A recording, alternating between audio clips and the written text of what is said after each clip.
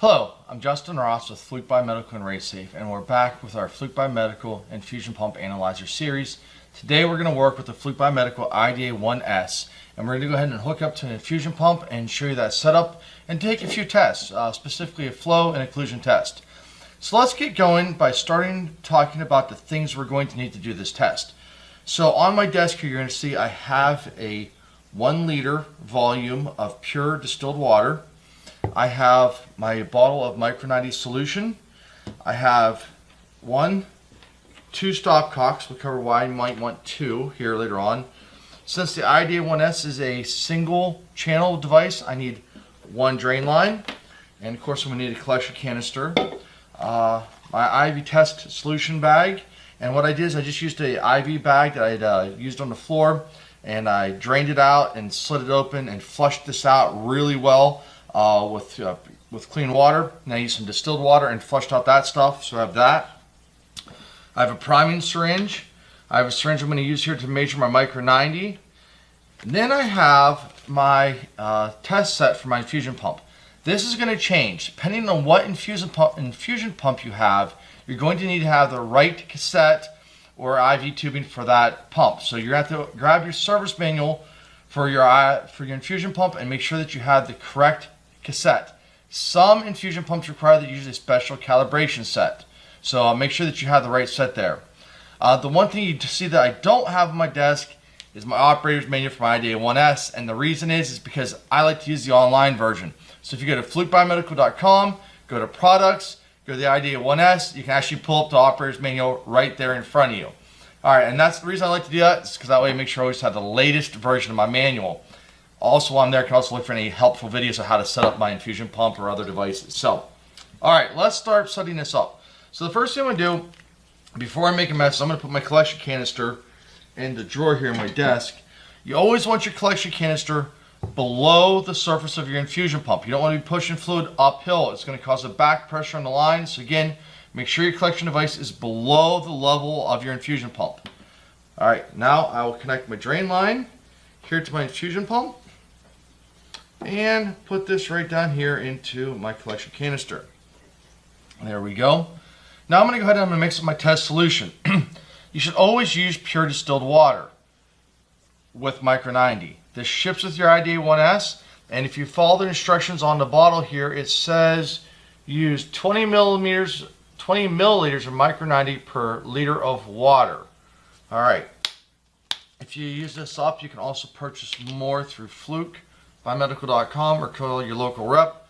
So let me see, this is 5 milliliters, so I'm going to need 4 of these per liter. 1,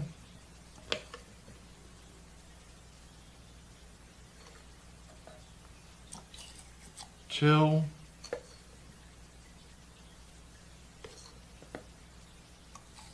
3,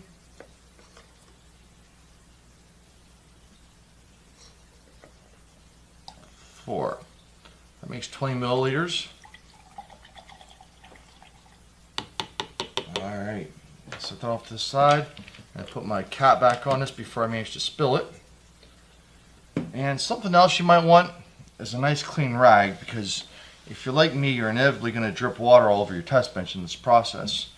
Alright, since I've already used this bag, I'm going to connect the test cassette to it before I fill it up so I don't get water all over the floor here. So I'd already opened this up prior to the video. I'm going to go ahead and connect this in like so, and I'm going to make sure that my cassette is closed. There we go. I'll put the safety valve closed on this. Alright, now I'm going to go ahead and fill up my test bag here.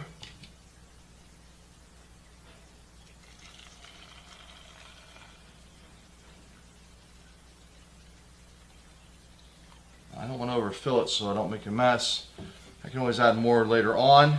And then while I'm here, I'm going to squeeze my bulb and make sure that I have about halfway up on my drip chamber full. Now I'll suspend this from my infusion pump, my IV pump bag. My IV pole.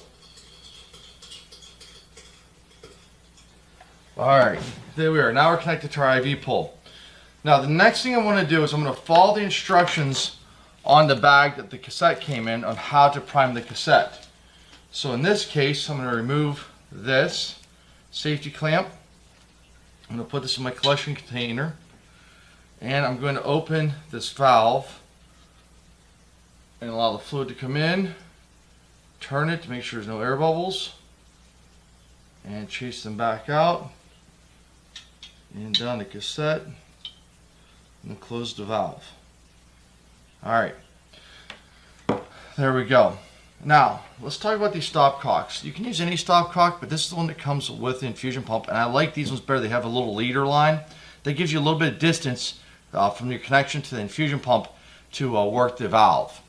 So, the IDA-1S has two ports, an occlusion port and a flow port. So you need to make sure you're connected to the right port for your test. We're going to talk about a little bit of a tip here later on, but for right now, we're going to do a flow test.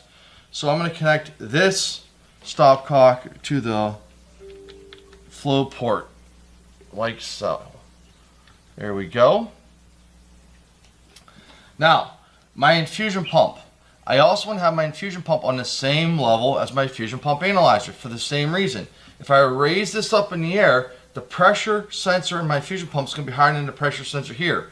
So for every foot or so of height I raise here, it's going to put that much water column onto your pressure sensor in your infusion pump analyzer, which can throw off your readings. So always make sure that you have the pressure transducer of your infusion pump and the pressure transducer of your infusion pump analyzer on the same plane. So that's why I have them both sitting here on the desk like this.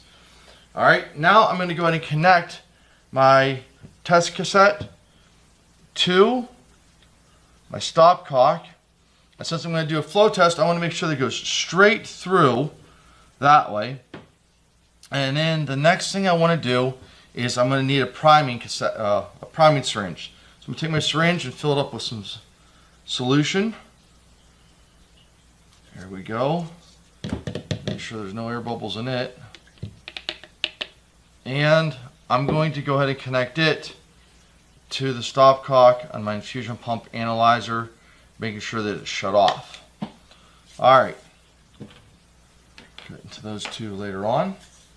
So, now what I would do is I would open up my service manual for my infusion pump and get the exact settings I'm supposed to use. Follow that service procedure exactly. Even if you use an alternative maintenance program, please reference that service procedure and make sure you have the right flows. It could be set up to calibrate at a specific flow rate. We're not going to talk about specifics. We're just going to grab a rate today because, again, we want you to open that service manual. So what I'm going to do is I'm going to go ahead and turn on my infusion pump and put my cassette into it that we've already primed. There we go. And I'm going to go ahead and select a rate.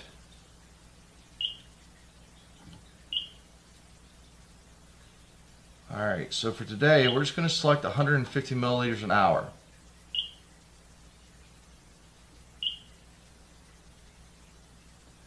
Alright, and enter. And then we're going to do a volume of 10 milliliters. Again, we would reference that service manual. There we go, 10. No secondary dose. Okay, now let's go ahead and get our IDA-1S started. So we're at our home screen, press to proceed. We're going to do a flow test. This is the first thing it's going to ask for is the control number. So this will be the identifier on your infusion pump. For today, we'll call it test. And then the number sign, 1, 2, 3. You can see this is a touch screen. And next. Next, we're going to set up our IDA-1S. We're going to go ahead and hit flow and our control number. And our control number is going to be that new unique identifier on your infusion pump. So for this one, let's enter as test 1, 2, 3. We can put our flow rate in, so let's go ahead and do that, of 150. The operator name, that's me, JSR, and my volume of 10. Alright, and next. Okay, now it's going to say to prime. So I'm going to take that stopcock, I'm going to shut off the infusion pump line, And I'm going to go ahead and push my syringe and prime it up, and you'll see my line goes from red to blue. And we're going to go to auto start, turn this back to the line. Now, the reason I chose auto start is because I'm doing 150 milliliters an hour. If I was going for a small rate, like through a syringe pump, maybe 5 or 10 milliliters an hour, I would go ahead and use the manual start. Okay, so start there and start here. This started, it sends to flow, and this is started. Alright, so we're going to wait for a few minutes. This is approximately a 4-minute test. And we're going to make sure that it's infusing. So right here we go. Here's our average flow rate. Here's our instant flow rate, percent deviation, our volume, and the elapsed time of the test. Pretty cool, huh? So at this point is when I would start getting my next IV pump ready, cleaning it up, do the electrical safety, maybe my prior pump, catch up with my paperwork while this is running. This is a beautiful thing about using an infusion pump analyzer is it frees you up to do other portions of the tasks while your infusion pump analyzer is taking the readings for you. So we're going to cut out here for a minute and we'll come back about halfway through the test and see what our readings are. Okay, we're back. We are about 2 minutes and 42 seconds into our test.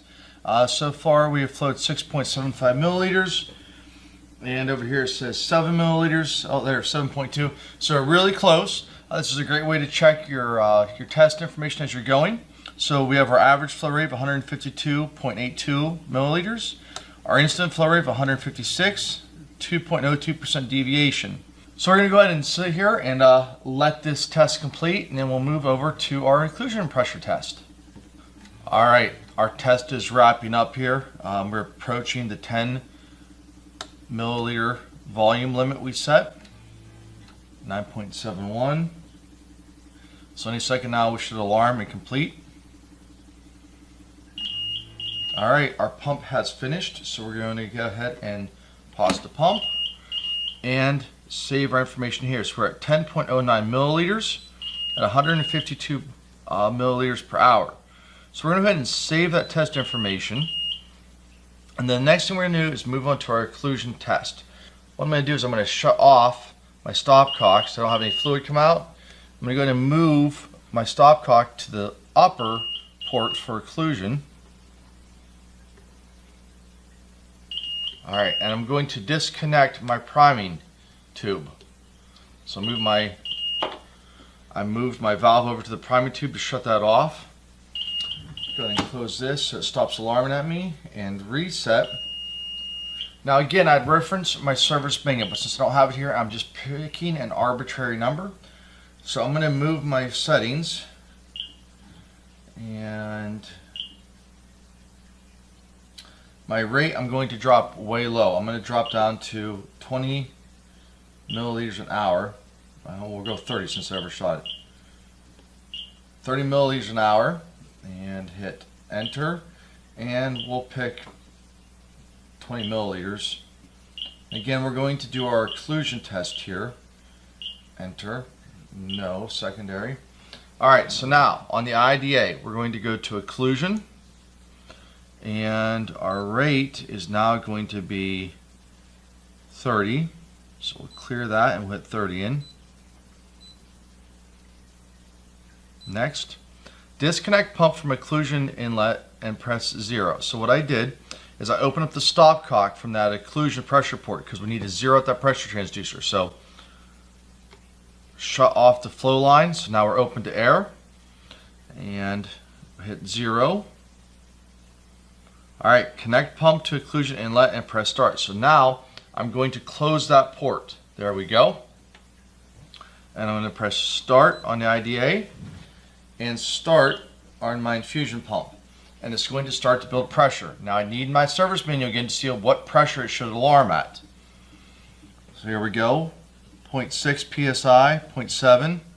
So here's our instant pressure and here's our peak pressure. So after it spikes, if it drops off, we'll get that peak pressure here.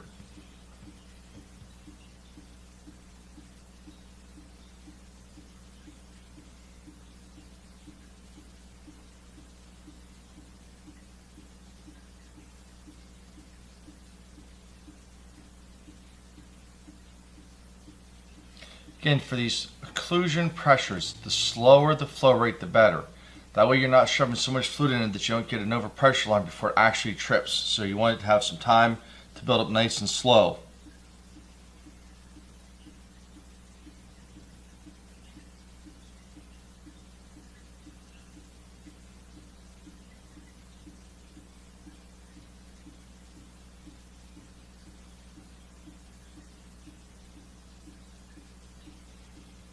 Okay, 4.57 psi. We should be getting close to that occlusion pressure.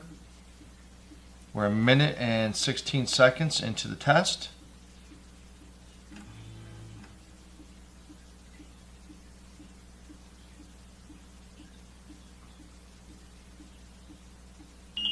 Okay, there we go. The infusion pump alarmed, and our peak pressure was 5.93 psi. Took 1 minute and 30 seconds, so I'm going to go ahead and press end and save that data. Here we go, save. Now, something I want to tell you about the IDA-1S. This can be operated on battery, right? So if you're running on battery, a little tip here is when you're done with that test, relieve the pressure from that pressure transducer. There we go, so we open a stopcock, you saw some fluid come out. That relieves the pressure in that pressure transducer, which is going to extend the life of your battery. All right, we'll just go ahead and silence our infusion pump here. Take this out.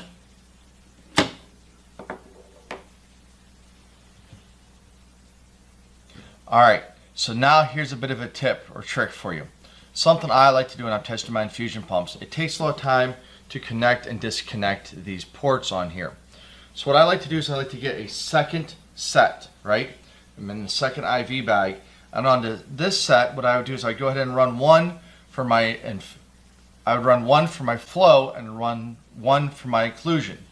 When you do that, you just have to make sure that you have the correct pressure ports open and closed. I like to have my second stopcock, and I would attach it down here to flow,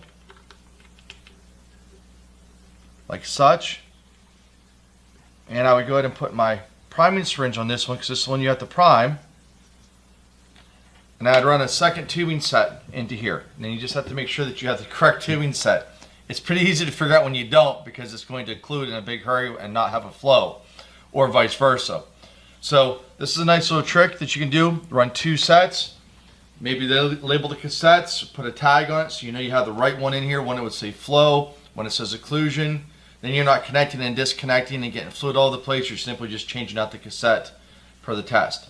And again, when you're done with that occlusion test, make sure you open that stopcock and bleed the pressure off that pressure transducer, which will make the battery in the IDA-1S last longer. Thank you very much for joining us in our infusion pump analyzer series. We hope that you check back at flukebiomedical.com for more product information and more helpful videos. Thank you very much and have a great day.